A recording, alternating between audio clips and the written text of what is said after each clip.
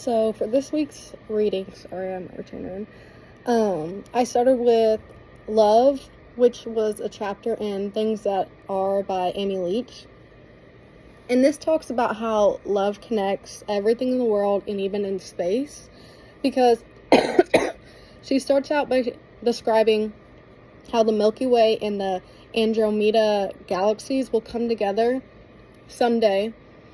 And that's showing that love can unite things instead of separating them, because you would think that would separate the galaxies, but instead they combine into one.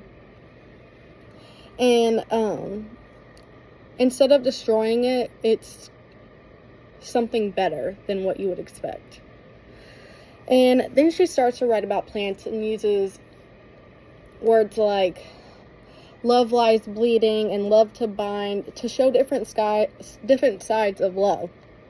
How you can survive, hurt, and still keep growing throughout all sorts of love. And in her writing, it's very poetic and kind of like dreamy, almost as if it's not real.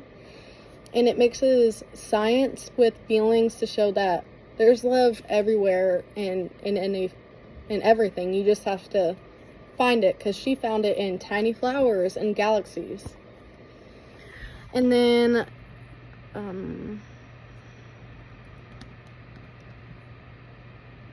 in Annie Dillard's essay, Total Eclipse, she talks about how she saw a solar eclipse with her husband in Washington of 1979.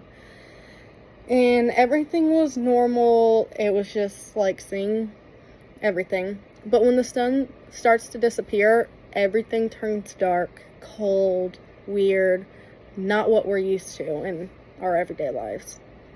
And she described seeing the sun's white ring of fire around the moon, which it's just the moon and then a white ring around it, and says it felt like the world had almost like it ended or it wasn't real anymore. This whole thing makes her realize how small people are compared to the power of nature in the universe, because there's so much more out there. And when the eclipse is finally over and the light comes back and it looks normal outside, she doesn't feel normal again. She feels completely different after experiencing this.